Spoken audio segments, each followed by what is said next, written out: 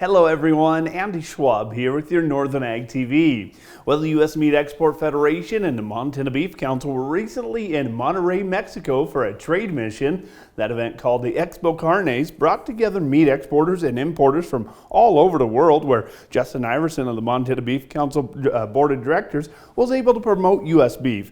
He told our network's Coulter Brown one of the main questions you can imagine he received regarded tariffs and the ever-changing trade situation. They're trying to wrap their heads around where trade's going to go right now, and quite honestly, nobody really knows yet. But we're talking about how things are produced and what products are out there. They love seeing pictures of the ranch in Montana. It's been really interesting listening to what the market demands are down here. We send about 240,000 metric tons of meat down here. The large portion of that is beef variety meats. But, Americans like to vacation in Mexico. So all of the other really choice cuts and prime cuts are going to the resort communities. Now, Iverson also noted the strong partnership with USMEF that is driving dollars back to the U.S. producer. The role of the Beef Council is to market Montana beef. The U.S. Meat Export Federation has offices around the world to create that marketing in other countries. Meat exports add just over $400 per head of finished carcass. Mexico adds $54 per head. So that's quite a lot of dollars coming back to our country and back to our state. As you may recall, Iverson and the USMEF were also in Japan last fall on a similar trip where they were able to deepen the understanding of Beef Checkoff's efforts of beef promotion abroad. And the latest World Ag Supply and Demand Estimates report was released yesterday morning. Wheat figures showed the impacts of the trade uncertainty as U.S. exports were lowered by 15 million bushels and ultimately push up the ending stocks. The global outlook for the month also called for larger supplies, reduced trade, and increased ending stocks on the global wheat front. Corn and soybean figures did feel a little less movement as they ultimately led to a very quiet day in the trade, which we'll talk about in the next segment.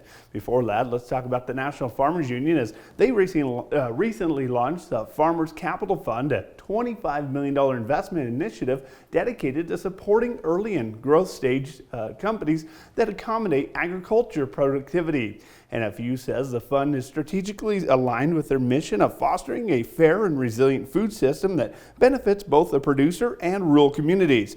More specifically, the Farmers Capital Fund will focus on the sectors ranging from ag tech and automation to conservation, efficiency, and value-added food production. NFU added that the investments will be guided by three principles, including economic sustainability, productivity, and profitability. Well, we can take a quick break. We're going to be talking about your ag markets right after this. From the beginning, we've worked closely with farmers. BNSF's ties to the agricultural community go back 175 years. Together, we've innovated to make the U.S. agriculture supply chain one of the most efficient and productive in the world. Our strong relationship powers BNSF still today and helps us move the nation like no one else can. At BNSF, we move the nation for you. Talking with someone that you know is stressed out, those are difficult things to approach, but if you're good friends with those people, reach out and say, I'm here to talk to you. We can find somewhere to get some assistance. It's hard to get involved, but at the same time, you want to just say, hey, there is help available. For more tips in dealing with stress in agriculture or for free counseling for egg producers, visit beyondtheweather.com. Welcome back, everyone, as we look at your cattle markets. And yesterday they were in a mixed fashion, and unfortunately today is going to be a big question mark of where they head. That is good news, though, or the good news I should say is it could be a strong supporter from the box beef yesterday as the choice cutout values were up nearly $4 a hundredweight. That offer could help the feedlots have some ground to stand on when those asking prices are coming in later today and even into tomorrow.